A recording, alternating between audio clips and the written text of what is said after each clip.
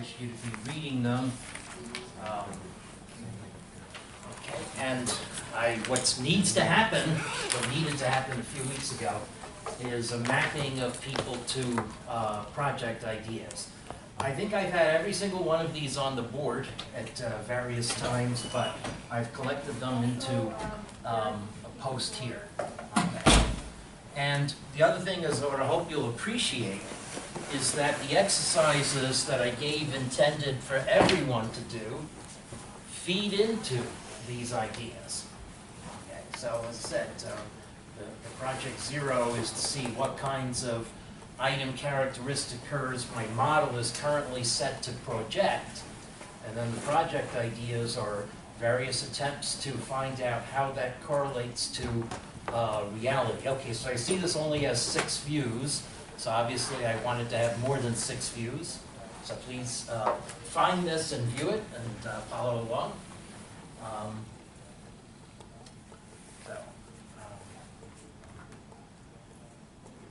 Okay.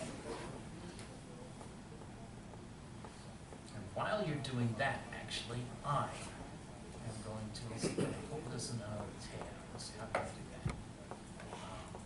I'll just get it out of the tab. So I want to add something.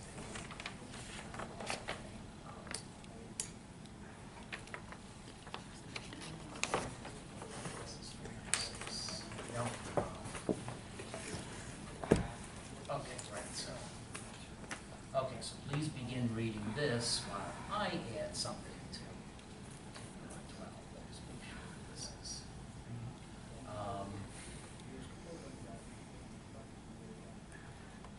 Okay, so pressing 3.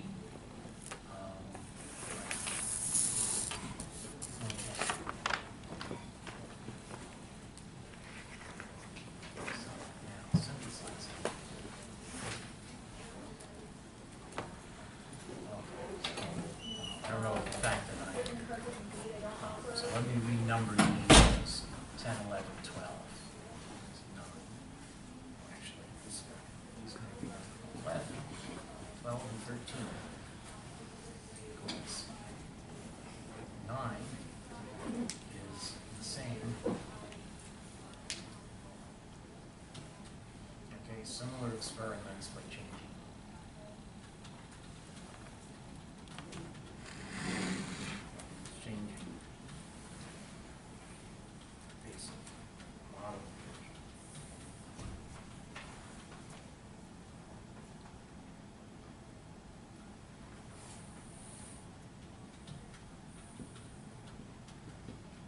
Power shares.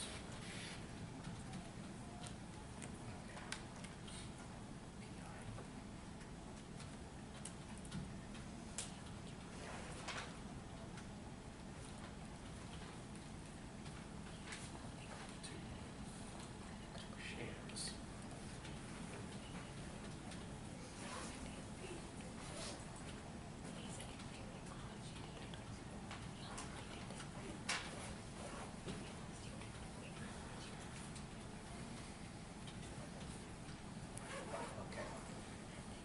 Shares or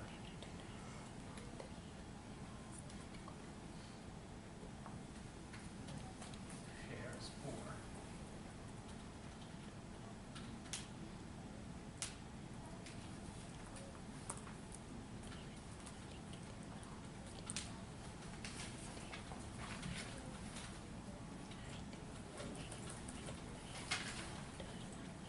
okay. Oh, now 10. Synthesize it.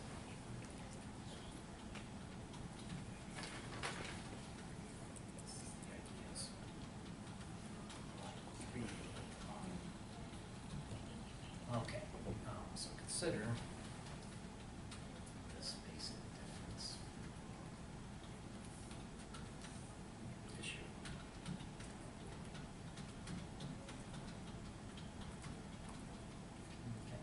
Okay. When we make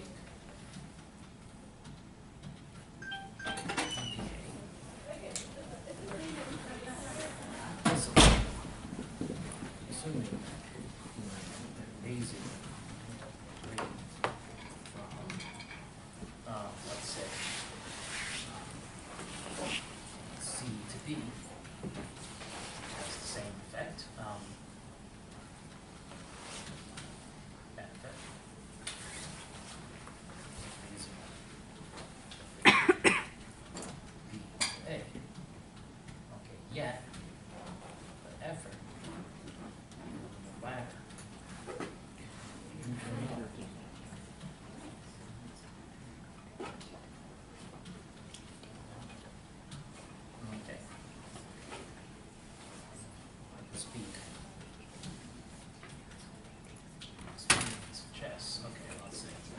chess.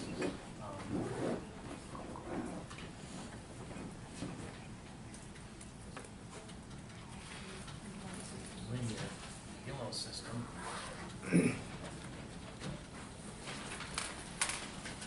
That's going from 2,500 kilometers. Has the same effect.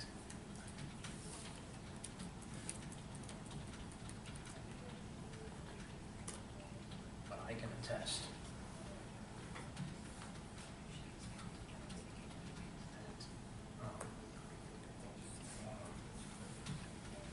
immensely harder as because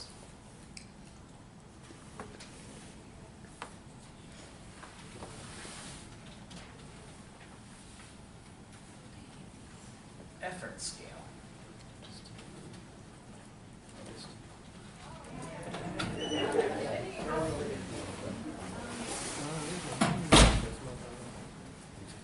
really double.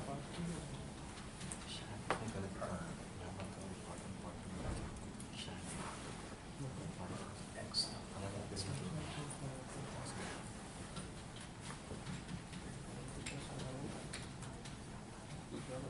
Computer chess.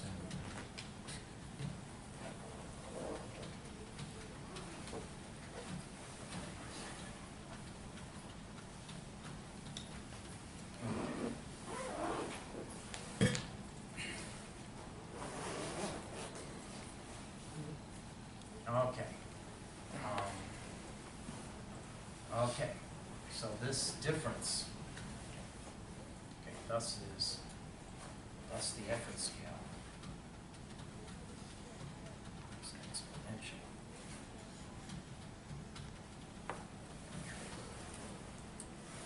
Okay, so perhaps this is a basic disconnect.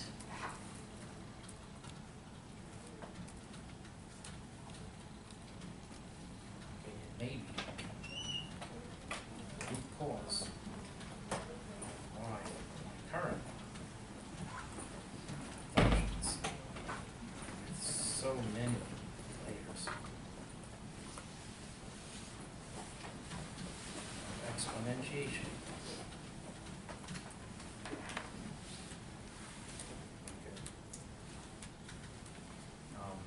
Perhaps argues that values to be transformed some other way so that numbers actually operate on exponential functions.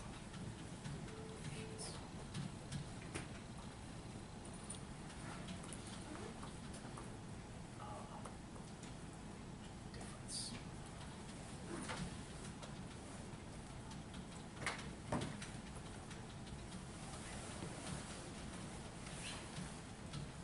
Okay, all right, great. Okay, so let me save this. All right. All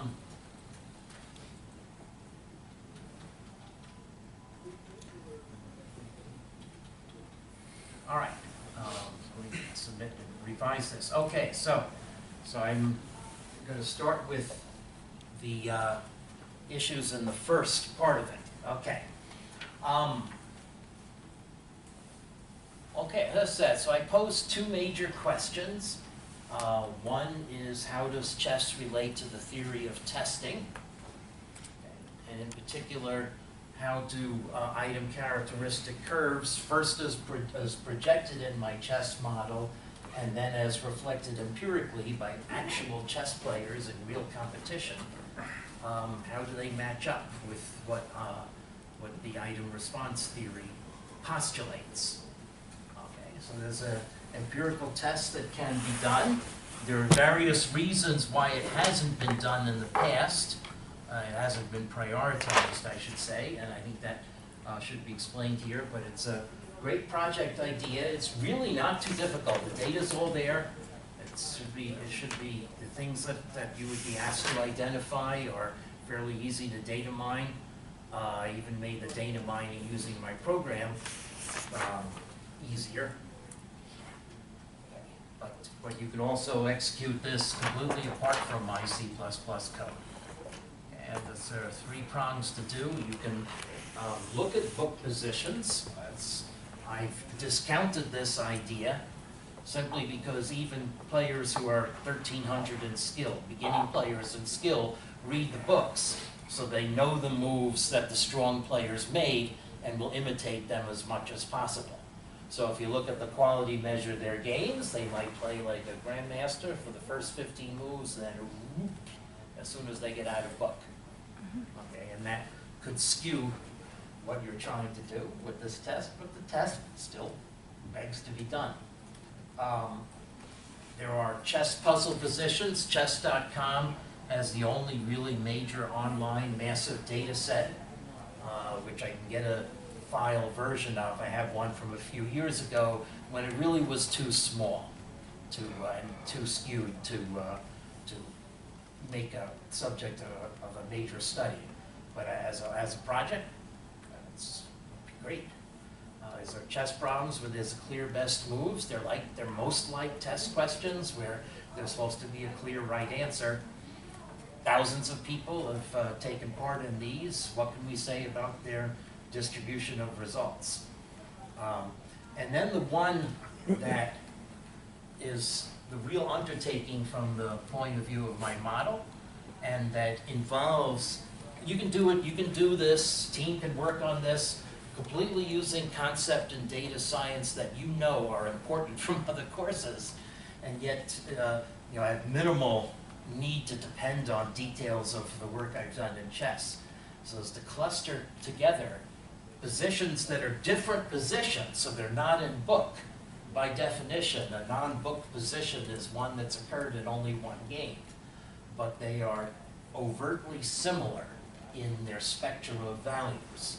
In particular, maybe having a clear best move, and similar values of the other moves, which is the only data used by my model. Cluster those together and use those as your data sets, and that'll be perfectly controlled against the bias of book positions where weak players know what the strong players have done. And that would be the acid test. Okay.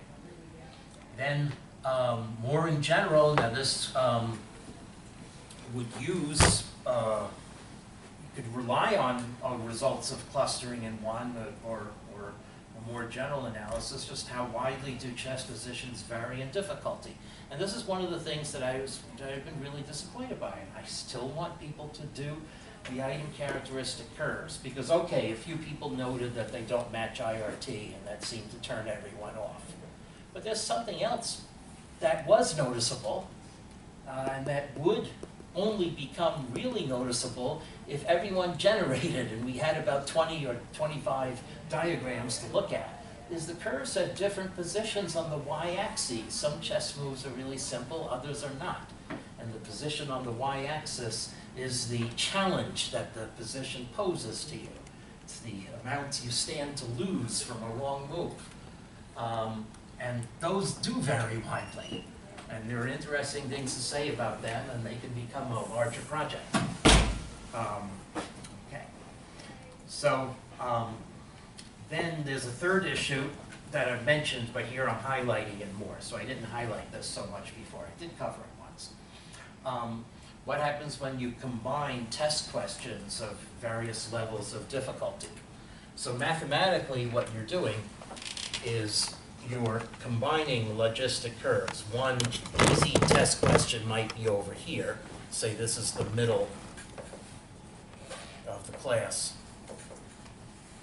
So this would be a question that you'd expect most of the students to get. And then another question might be over here. This would be an A-level question. Okay, a well-designed exam has a mix of easy and difficult questions. You don't give a class all killer questions. Okay, and it's not even a fair reflection of their ability if you give all killer questions. Certainly not a fair reflection of ability if you give all easy questions. But when you have questions at different points, you know, so the difficulty is the point of this midpoint along the ability axis. When you average them together, what do you get? Do you get a logistic curve somewhere in the middle, or do you get more of a straight line? Okay, now that's actually, depending on certain assumptions you make, it's a calculus question. It depends on the distribution, whether you have most questions in the middle, or whether the distribution of easy or hard questions is uniform. In the latter case, you're just integrating the logistic curves and averaging over the x-axis, so it could be a presentation. Okay, so,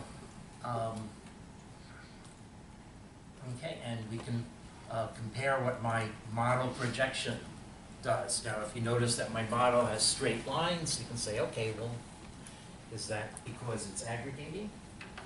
Yeah. Okay, and this, by the way, this is a major topic in data science. So clustering is a major general topic. Aggregation is a major general topic. And if you, from one of your other courses or from reading, can find something that would be a reasonable analogy for a presentation, that's a perfectly valid thing to do. So, for instance, I mentioned the analogy between quality of search engine hits and quality of chess moves. So chess position is 50 moves, but very early on and you're thinking about a chess position, you want to narrow that down to the best 5 or 10 moves to think further about. What does Google do when you do a web page? There are thousands of hits that it could offer, but it wants to give you the 10 best hits for you to consider. And often there's a very sharp demarcation in people's behavior between hit number 10 and hit number 11. Okay, so that's a definite thing. Then I do have one person, and a person might be welcome to team with others, considering alternate rating systems. Because there's one issue, and this is what I just hurriedly wrote something more on. The ELO is a very strong linear design. It's interesting that it comes out that way because it's based on a logistic curve. Okay, but irrespective of what we can say about the distribution, aggregate distribution of difficulty of test questions or of moves, nevertheless the ELO scale, which at the input is how we are measuring the quality or the ability of chess players, is a completely highly linear scale.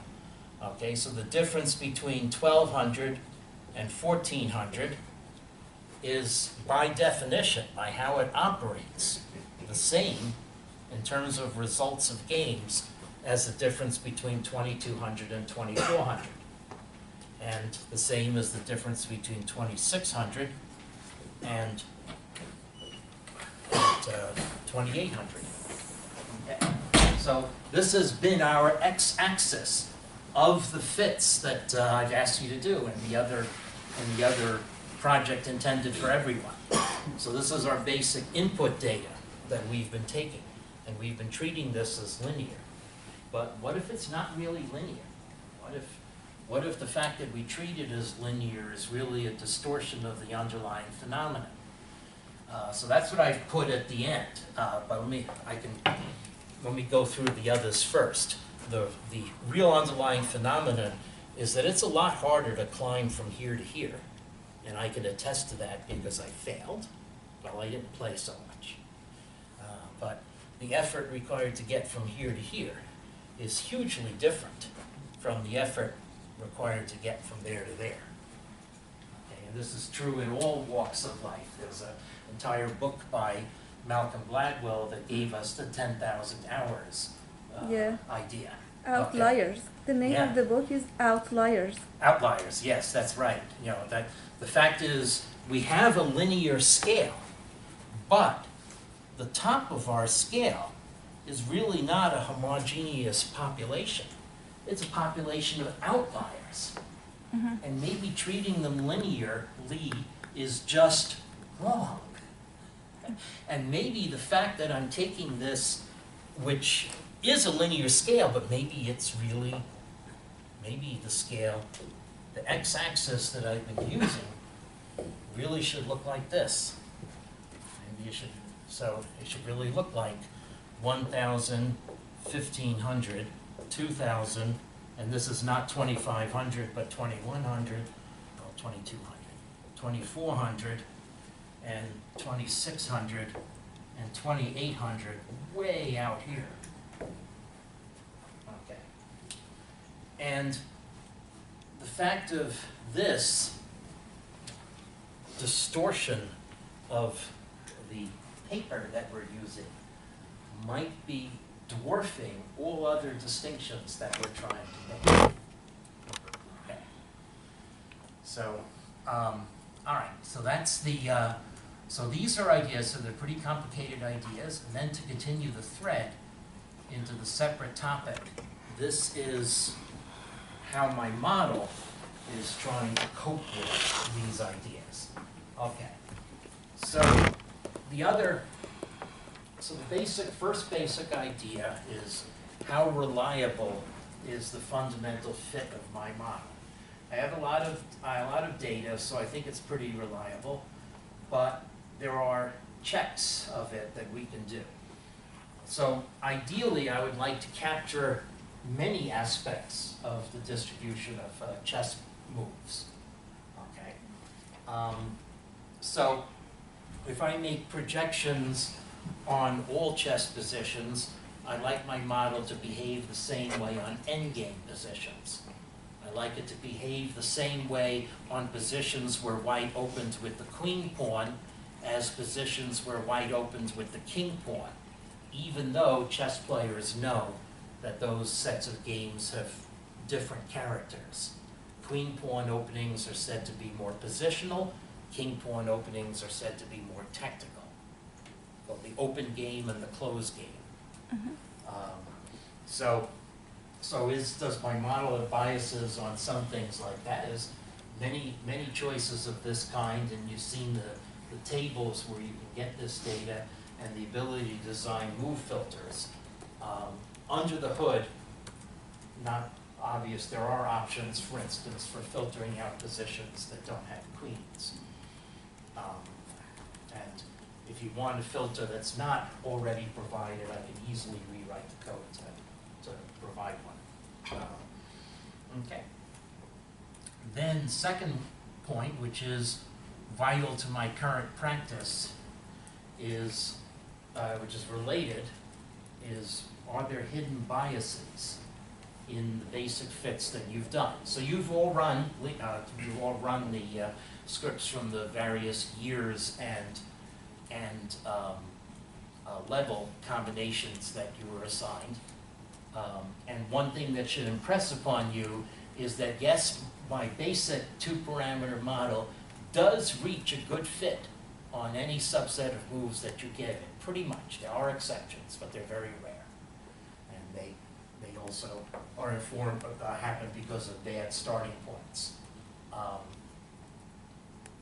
Okay, so anyway, so those give you a window into how the model works with various parts of the data.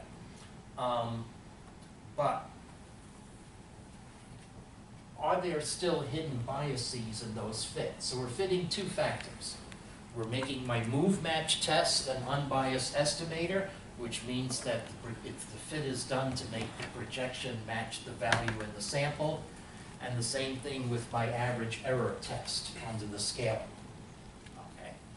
But there are other factors to consider. In fact, I could put average error without doing the scaling as the top point. But there's my third major cheating test, which I can't fit for because I haven't been able to get a third parameter to work. Okay. How close are the frequencies on the second ranked move? In particular, I suspect that my model always underprojects the frequency of the second ranked move, that there's a noticeable kink in its curve that I've been trying to get What about the expectation loss? Well, there's a sliding scale problem with how that's defined. I've given the code to you, the scale for an ELO 2000 player. So we're using moves at all levels to project the, we're penalizing a move for the loss in expectation that an ELO 2000 player would suffer. Okay. And then there's this spate of error things that I showed, because I want my model to get the projections right, not just overall, which is how it's fitted, but also for moves of various degrees of inferiority, either in a range or open-ended errors. And then there are other factors such as, you know, how does the model look projecting knight moves, bishop moves, captures? And the point is that if your analysis finds a consistent bias, okay, then that's a reason why I might distrust my model. You're sort of grading the currently deployed model, which is the program as it comes out. So most in particular, if you find that there is a consistent bias in my equal value test, that's a concern. Although the magnitude of the concern depends on whether the bias is conservative. Okay, meaning that if I give a higher projection to the player than the actual, then measured against that projection, the player is getting some benefit of doubt. Okay. So if the player does super well on this test, it's measured against a baseline that was higher than the actual expectation, so that will reduce the magnitude of the deviation reported in my test. Okay, whereas my two main cheating tests are unbiased. They're exactly on the expectation. So you could do this by one way to do this is to take all the individual years and rating levels that we've been working with. That gives you 286 data points, and just report average and standard deviation using basic Python tools for that, for those values that you get. So you'll need to mine other lines in the IR session data.txt files that you get and do a completely organized analysis. I've actually never done that. I just relied on my own observations. I know what my own observations are, but it would still be interesting exercise to do the analysis completely formally. And for some of these other things, I only programmed the code more recently, so I haven't even done that. Then, getting more philosophical, we've noticed from my presentation that there's a strong linear relation between this ELO scale and my sensitivity parameter. But once again, notice, so this might be 0.10 here, might be 0.08 here, might be 0.06 or 0.06, I'll say here, and 0.04 would be here, say 3,000. 0.02 would be 3,200, and then 0.00 would be 3,400. But there's an exponential distortion going on. You can't go below 0, yet the ELO scale would keep on merrily going to 3,600, 3,800, 4,000. In fact, a lot of chess players believe that for computers that's how it would go. A lot of chess players think I'm crazy to say that 3,400 is the level of perfect play, especially since there are published computer rating lists with computers rated 3,450. Okay, stars older than the universe. So what's going on with that? But in any event, you can see, get the linear relation to a hyperbolic quantity. I get the linear relation is related to it's related to S, but let me now use my convention ELO is here proportional to to S as a divisor. So 1 over what I'll call the capital S in what I just programmed. It's a hyperbolic relation.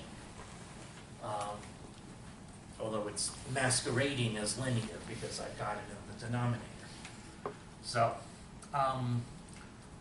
now, okay, but anyway, at least we know that's strong. We've seen the correlations. They're r squared greater than 0.97. The line looks beautiful on a graph. But what about my C parameter? Okay, that's giving you results all over the place. So is it really linear? It's the relevant term is 1 over e to the delta over s raised to the c power. Okay, so this is, by the way, this is a softmax of delta over s to the c. Okay, that's what's going on. C is an exponent. Should an exponent have a linear relationship? Well, gosh, it looks like it, maybe, sort of. I don't know. I've treated it as one, and if a team is interested in, so you could address, is this really linear? See, we get results depending on the size of the data. We get r squared values all over the place. And, intending that once you did the basic analysis of that I gave over spring break, then I would have you transfer it to also analyze the r squareds that you get. But how does it change the projection? So if we make C a quadratic rather than linear fit, then that's going to affect the item characteristic curves that we get. Okay, I have an answer to this one. I mean, you should expect that I have an answer because blank 7 has been integral to my model for years. And if you've been observant, you can kind of hint at the answer, but if a team is interested to do this, then I'll work one-on-one and explain the remarkable underlying fact here a little more. Okay. But then moving on to the second major question, can we fit a third parameter in my model, at least so that I can make all 3 of my main gene tests into unbiased estimators? But most in particular, can we fit a parameter that will reflect depth of thinking or playing on impulse? And will at least model the swing phenomenon that we've seen, especially with tied optimal moves. Okay? The lower depth values can't be swept under a rug. There are real impacts on human thought that happen. Okay. So this, however, though, is gnarly. And I have to tell you that the great loosening of my model that I programmed starting over spring break does not wave a magic wand and make the issues go away. In fact, there's something else that happens that's incredibly worse. And the thing that you saw me dealing with that I was surprised by last Friday, it's not a bug. It's actually real. Actually, it is a bug. So I'll just draw a very quick diagram to explain what is going on. Well, actually, wait, like this more. Okay. So the fitting landscape that's involved in the equations of a model has very steep canyon walls. And the Nelder-Mead algorithm is like a spider where you're told to picture a simplex, which means really picturing one of those wobbly toys you might have seen where it can open and close and you roll it on a lawn. It's about 5 to 6 feet wide or big when you open it up. But actually that's not really how it works. It's better to view the simplex algorithm as a spider. So the Nelder-Mead algorithm is a spider with one more leg than you have variables. Okay? And it's a spider with very flexible legs. But what happens is that the spider sometimes gets caught in a ravine with all the legs facing up. Now what the simplex algorithm is supposed to do is it's supposed to take one leg and reflect it 180 degrees in the opposite direction. But the opposite direction relative to the Y of the landscape often simply means putting the leg in another bad spot. So none of the legs can move except that it's programmed that the spider retracts all the legs, and then finally it has enough room to put a leg down the downslope that you have. But in the meantime, my code, the GNU Scientific Library, is reporting the best previous value. It's reporting the body value. So what you'll see printing out, and you might have noticed last Friday, is that the reporting from inside my routine is going to give a huge, gigantic, like 3,000 objective function value. The best value reported will be like 0.08, which we're hoping it can improve. And it just looks like a bug. But sometimes it sorts itself out. Sometimes the spider never sorts itself out. It's awful. It's much worse than liberating a third parameter. Instead of having one parameter multiply the difference, causes this problem up the wazoo. So if you want to tackle that, you're very welcome to do so. I can't say that I have baseline expectations. This would be a pure exercise and adventure of numerical experimentation where I can't set the standards because things are, what I hoped would make things better, in fact makes things worse. Completely blue sky, but it's also a very common thing with nonlinear models. Okay. But you can do experiments to say, report the gnarliness. That would be interesting. Similar thing if you change the basic model equation. Then finally, this is what I wrote just now. What may be causing the gnarliness is this disconnect between our having a linear quality scale, but the underlying effort is not linear. Okay, so it's maybe not the same thing with GPA, where if you need to raise your GPA by 0.1 to, then you could do it just as well by raising a C to a C plus as you can by raising an A minus to an A. Yet the effort to raise the A minus to an A might be considerably more.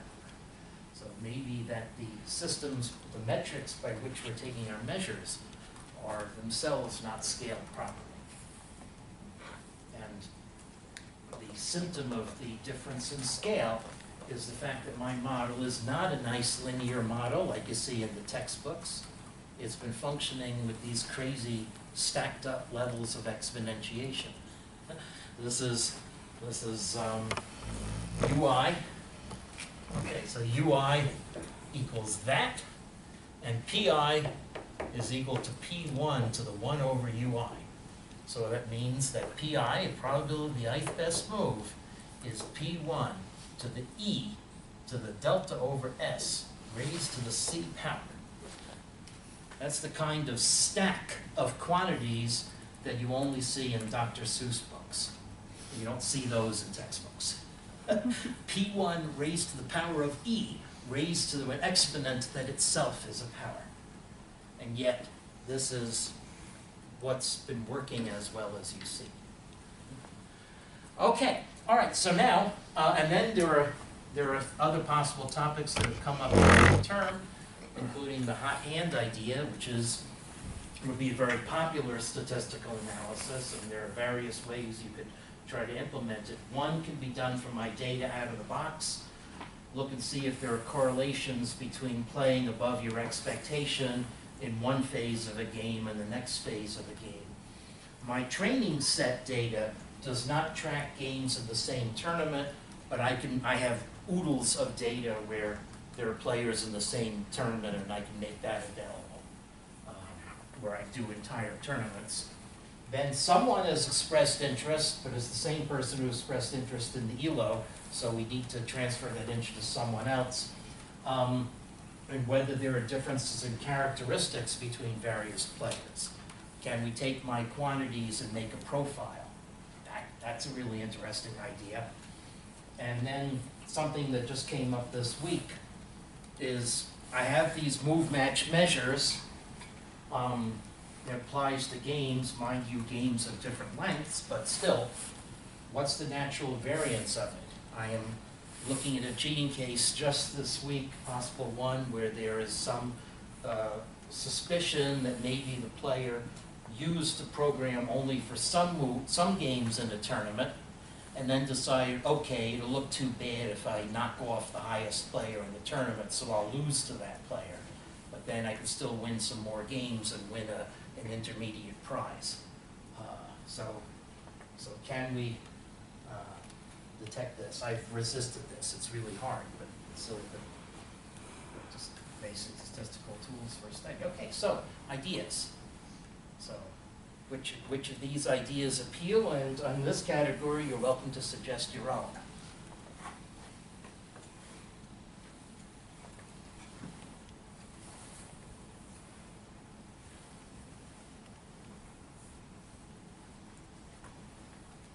And for all of these, the baseline is a computational experiment that I'm thinking is on the order of a couple hundred lines of code, and an organized report of the results of that experiment, using some statistical quantities such as the mean and the variance of the quantity that you're reporting. So.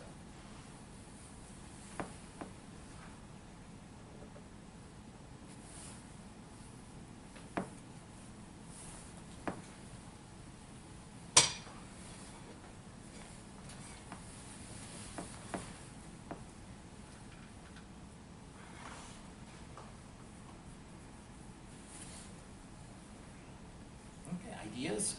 The main thing for ideas is, does any of this, I summarized the entire term of material that I had to offer. Does this relate to things you've seen in your courses or have been interested in otherwise? Certainly grade point averages are of immediate relation to all of you, so.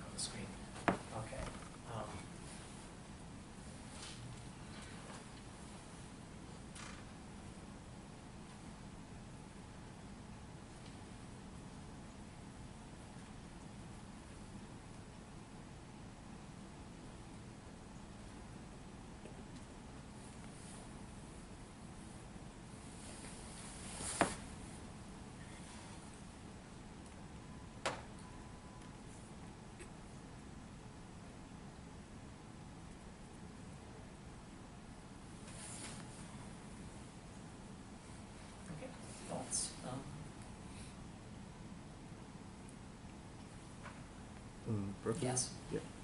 Building on the concept that ALO ratings might not really be linear, and going by the last year's success with their AlphaGo model of Google DeepMind, why could we not experiment with something like a reinforcement learning model?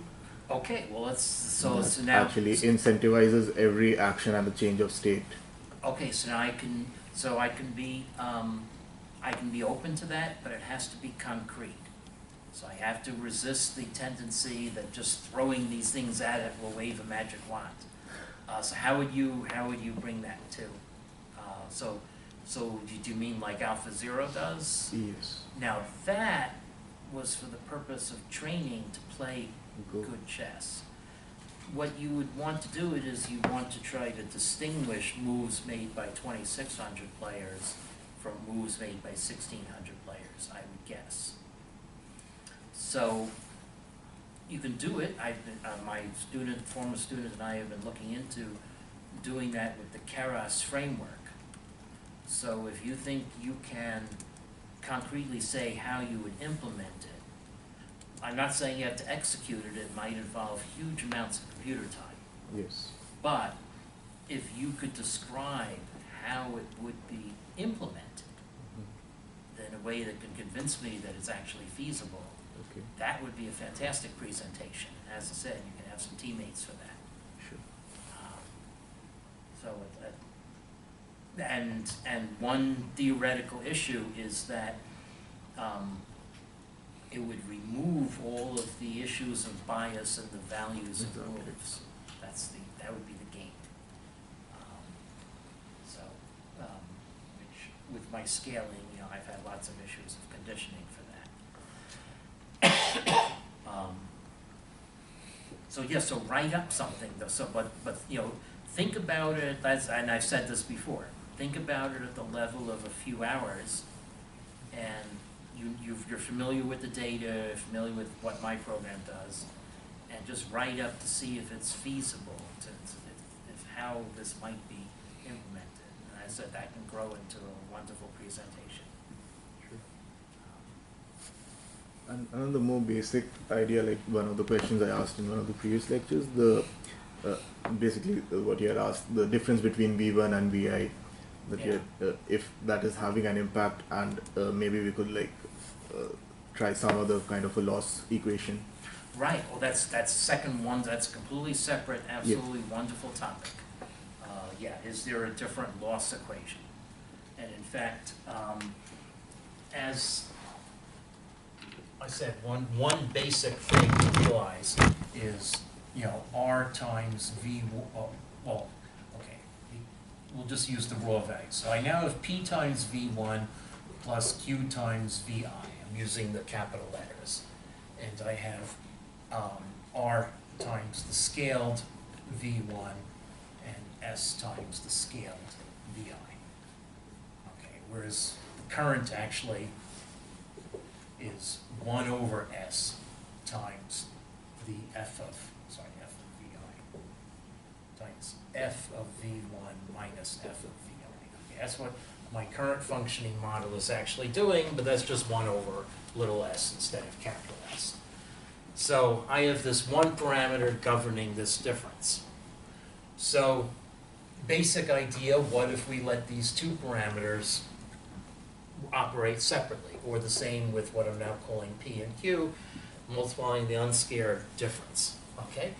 Natural first idea, what happens when I tried it, because I do try to do a little testing before turning things loose. Stuck spider. Somehow, the fact that you're trying to move P and Q independently. Well, in the equation though, if you add, if the phenomenon is really a difference, and if you add the same amount to P and Q, then you've got another global optimum. And the presence of multiple global optima just makes this completely grind. So, if I understood clearly, this phenomena is something similar to what we do in gradient descent, where we get stuck on a local optima. Right. So we employ a method called early stop method. So basically, we stop the algorithm from going too far into the gradient descent to get stuck into a local optima. And we normalize over small batches, mini batches, such that it goes and finds a more global optimum. That would also be a great presentation topic. Indeed, I did an attempt at that a year ago. So if you know anyone who had the seminar a year ago, that was what I made a focus. And some people did reasonable experiments on it, but not with publishable results. So what the idea there, what was done there, was an idea that's actually programmed. It's called funneling. So take a gnarly landscape like this, and now add to it a multiple of a strongly convex or concave, whatever you call it, function. So that the sum of these two, so this plus that, equals, with little ripples, but the little ripples don't cause, the little ripples are still gonna have a uniform gradient. They're not actually gonna reverse upon themselves. So you have, so this is G, and this is the F that you're multiplying by. So you have F plus mu times G. So you start with large mu and let mu go to 0. Okay, so that idea is actually programmed in my code, but it doesn't work. It's a great disappointment. It's called funneling. And so the mu is controlled by 2 factors, which control how the program operates. But maybe some of the ideas that you're doing involving a different kind of smoothing would work. That's a great suggestion too. Yeah.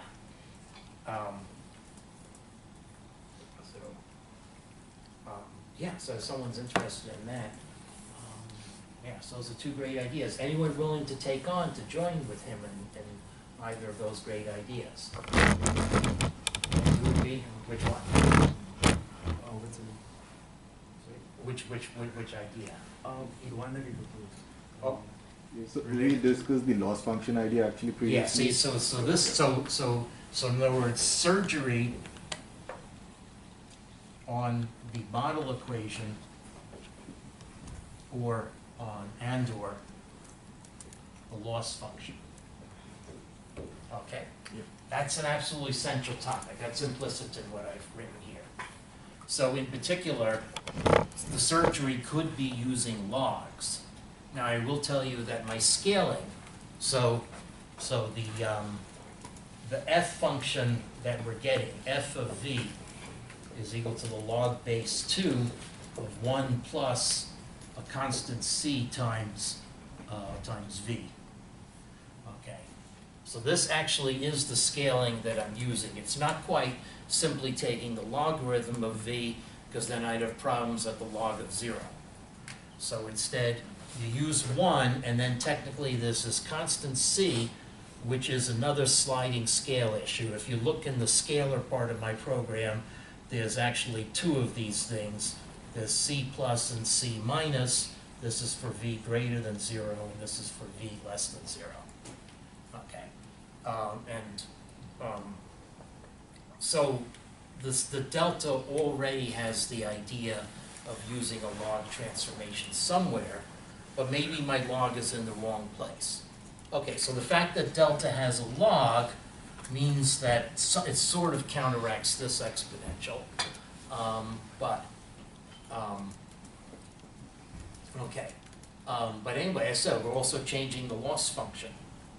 So I have so you can just experiment.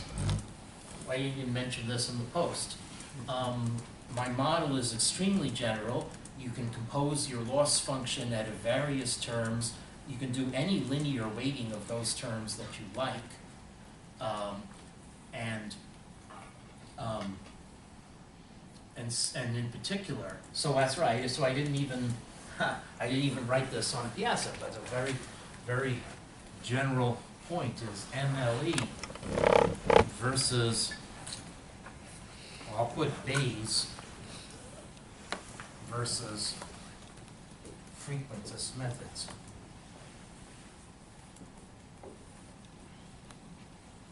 Okay. I'm using frequentist methods, just setting means, sample and projected means equal. But my program, the maximum likelihood estimator, it gives different results.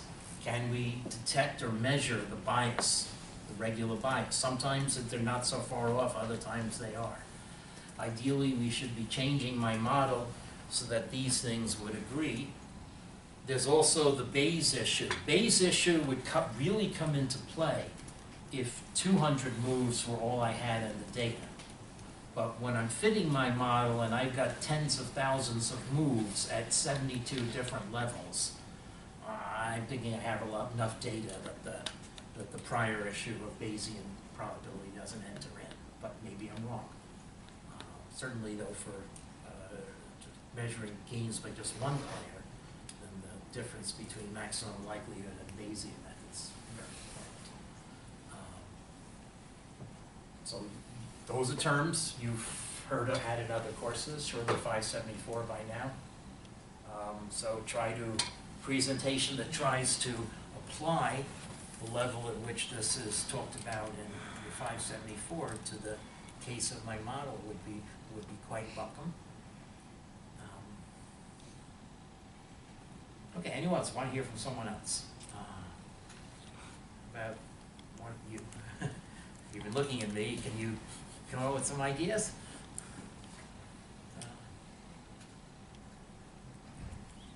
What do you think is feasible? Are you lost? If you're lost, why are you lost? If you're lost, we can try to operate like that spider and get you to a better spot. Okay. So when you're talking about the bias that your model currently is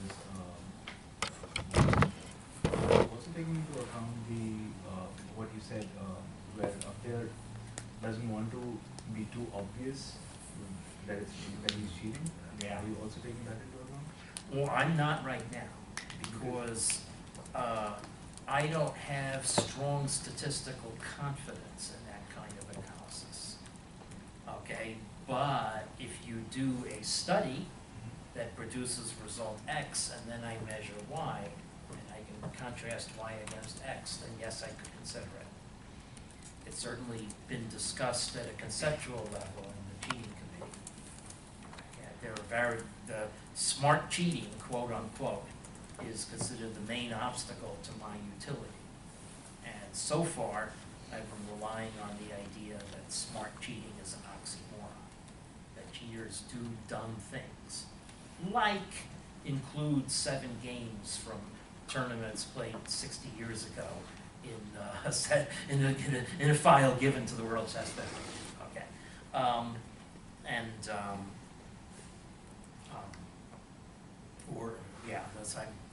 dealing, by the way, with 3 major new things this week. So if you see me looking harried, that's why. If you read around the chess news, there's a whole blow up about alleged sandbagging of the junior high school national championship, where one team gave themselves evidently an artificially low rating by deliberately losing the match 28-0. So here's exactly your kind of question, but in a different context. How often does it occur naturally that a high school will lose one set of matches 28-0 and then say go in the middle of the pack in the state championship a different year? How natural is that kind of variation? Okay, games between games, as well as between games. But for my purposes, though, is a player plays 9 games in a tournament. I'm trying to judge a number that's in the range from 1 to 9. At least with moves, I get a number that's in the range 100 to 200. A little more data to go on. So, but yeah, but that would be. I could give you the back door to my massive weekly streamings of dozens of tournaments every week, and that is a wide place to data mine for that issue. Yeah, I mean, what I was thinking is if you could like narrow it down using your current implementation, you could narrow down the possible games where there could have been this scenario where they're trying to be not to be obvious, and using those you could like look into the move by move, like basically narrow it down, what I'm trying to say is of all the matches that we have, pick out the matches that we feel now that could be a complete presentation in itself. Is the bias caused by cherry picking? So actually, yeah, this is an analysis you can do. Let's just look at the games by non-cheating players and say you take sets of 10 games and then choose just the best 5. How much can you skew the result versus projection for that. How effective is cherry picking? There's a very simple way of estimating the effect on the odds of cherry picking. If you check cherry picking k games from n, multiplied by the binomial coefficient n choose k, it's a pretty good estimate. So if you're picking 5 from 10, 10 choose 5 is several thousand, I think. I don't know, something around there. So if you claim odds of a million of, say, 10,000 to 1 from that cherry picking, real odds might be 5 to 1. It might be not unusual at all. So yes, that's the other reason why I don't want to touch that. But everything can be talked about based on a concrete numerical analysis. Take games, take data, report mean, report standard deviation. It's the basic stuff of data science, and that would be perfectly fine. Okay, someone over there, let me try you again. Can I get you to think of an idea what relates to what you've seen? Not sure. One of your 3 friends? Just say anything. There's a need to stimulate here. You could think of it in utilitarian terms of what you think you could possibly do in 3 to 4 weeks, which is what we have left in the term, or you could think of it in terms of concepts that you would like to see connected. Either way.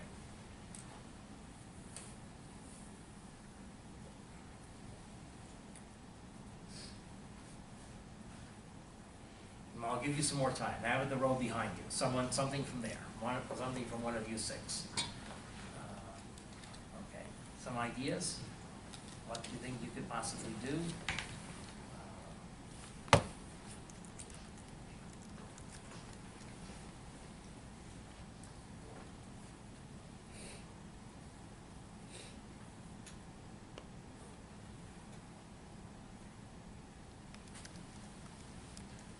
Professor was wondering if we could come up with something like we could come up with a 1-page proposal. Yeah, well, that's exactly what I'm fishing for. So I want you guys to give me, like, it doesn't have to be 1 page, 1 paragraph. Proposals. Maybe you can talk about it and Yeah, talk about it online, offline. I do have office hours today, 1 to 2. Right after my TA meeting, which can be for that purpose. I also am generally free on Mondays. We're entertaining a new doctoral student, so I'll be with lunch with him, and it's possible that some other things, I have a paper deadline this weekend, so that may intervene. But in general, if you want to make time to see me Monday afternoon, that should be possible. Or you can put ideas on Piazza. It could be your idea, but you might find other people joining in discussion. I'm trying all term to stimulate, so that it's not just me writing on Piazza, but try to stimulate discussions. And surely 574, which a lot of you are taking, is raising general societal issues. And the rating of ability by people is a general society issue. It's what got you here. So, there's going to be discussions at that level. But I'd like to hear from someone else. See, there are examples of people who come with ideas, and I'm respecting them. So that's the input that we should expect in the seminar. Someone else? Someone from the back row? 6 people.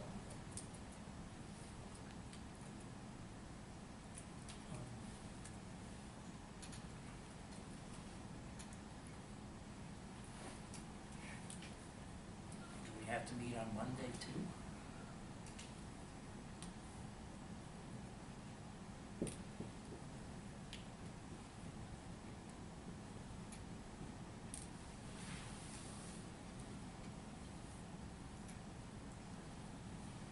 Hot hand is a popular topic.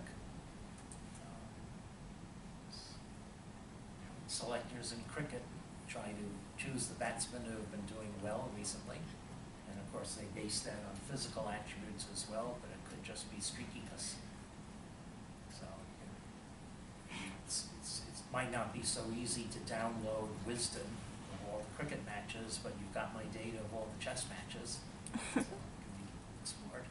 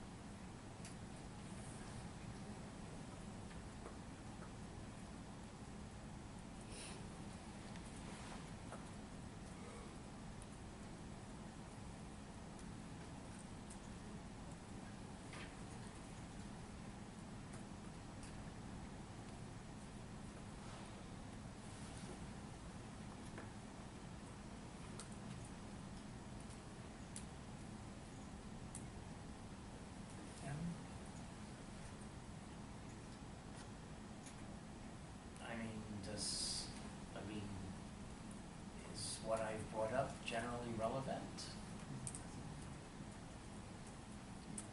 If you don't think so, then what I would appreciate is you're coming up with something you think that is more relevant that I might be able to bend this toward.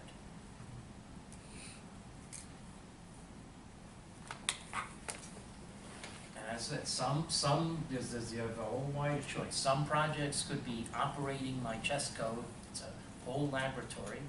There are also opportunities to do things completely apart from my own chess code infrastructure, just clustering or other things based on my data.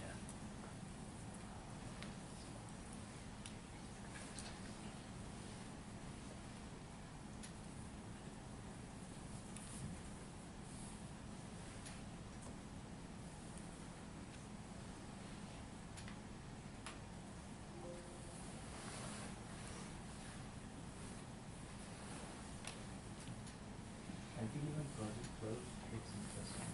What's that? Project 12. Yeah, no, someone was interested, and actually, he's not here today. But he's been one of a few who have been doing what I expect in terms of coming to me with ideas. I told him to post some of them on Piazza. He hasn't done that, but it's just, that's what a seminar is supposed to stimulate. So yeah, no, 12 is a. But are we expected to take out those characteristics from, infer characteristics from the data itself? Or does the data already has? Those days you can look at my data for various players, especially if you look especially at the higher level data sets, you'll see a lot of the same names: Carlson, Kranvik, Anat, and they are said to be very different kinds of players. Okay, there is something else. Okay, there's an elephant in the room when we discuss topic 12, which I have not prioritized to touch. To clue you in onto what I mean, I should say that there are male and female elephants in the room. And I could furnish you with supplementary data on which players in my data sets are male and which are female. That is very interesting. But, you know, like I said, I haven't, until, my attitude has been, until I get the more fundamental things ironed out with my model, then I don't necessarily want to touch questions like that, because I wouldn't have the authority to do so. But that doesn't prevent one of you guys from trying in a seminar, or one of you gals from trying in a seminar. Another question was making the softmax work. Wow, what's that? The softmax equation, the filter that is not working, you said last time. Yes, that's right. That's also. So again, at the level of a seminar, why do people use softmax? What is it about softmax that makes it work by magic? The word is thrown around a lot by people who don't even know the equation for it, or why it's called a max when it's really an average. So what's told to you about softmax in your other courses or other things you've read?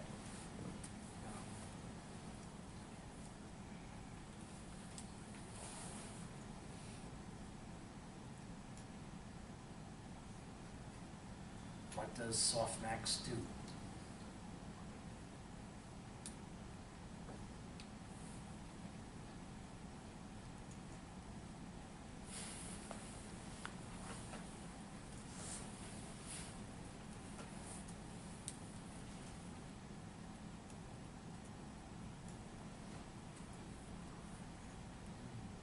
So one thing that softmax does is it converts an unbounded scale to a bounded scale.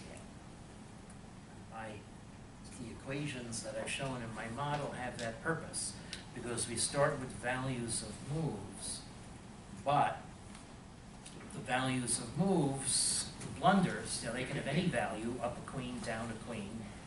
Blunders can have any magnitude, they're open-ended. However, it's a situation where we want to reduce the variation in large outliers. If a person blunders a bishop or blunders a rook, it's going to lose the game. The 2-pawn difference doesn't matter. Blunder your queen, you lose the game. The 7-pawn difference doesn't matter. Also, chess programs give values of -1,000 to falling into checkmate, which is hugely different from -10 for losing your queen. So we want to reduce the effect of those differences. And that's the other thing softmax does. It reduces variations among large outliers, and that's, of course, assuming you set up the softmax equation the right way, such as whether it's 1 over e to the x or e to the x.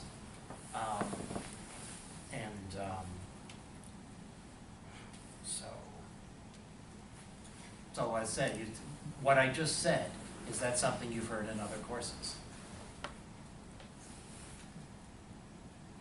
Yes? We normally use softmax, when we're training a neural network. We would probably use softmax for a classification problem. Right, so why? Why does it work? I think it gives you a good, because it's from 0 to 1, we can represent it as a probability, so it kind of, That's right. That's why. That's what my whole model is doing. It's taking these values of moves on a -infinity to +infinity scale, and ultimately expressing them as probabilities. Yeah, that's right. And we can look into a 0, 1 vector. Where we say that relatively this has a higher probability of being a cat versus a dog.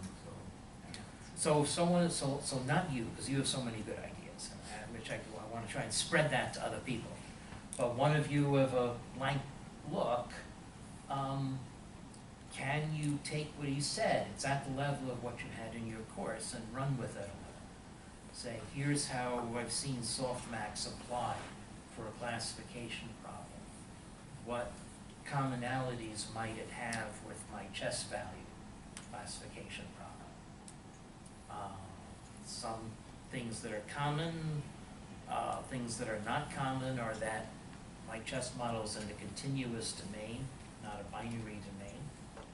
But on the other hand, if we're restricting to chess positions with one clear right move, then maybe we are in the binary domain.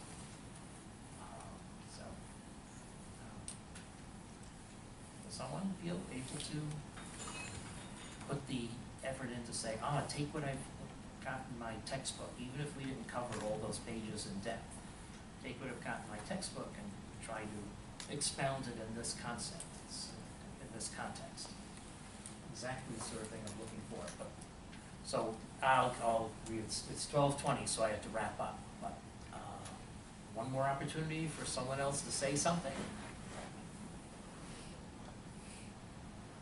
Okay, then everybody here, sign the attendance sheet. Everybody here is assigned the task of sending me one reasoned paragraph by Monday. Email or piazza. Okay. At this point, I have to just put down and say, look, I gotta force you guys. Okay. But it's absolute assignment on pain of disqualification. You have to give me a paragraph of something by Monday. Okay. Thank you.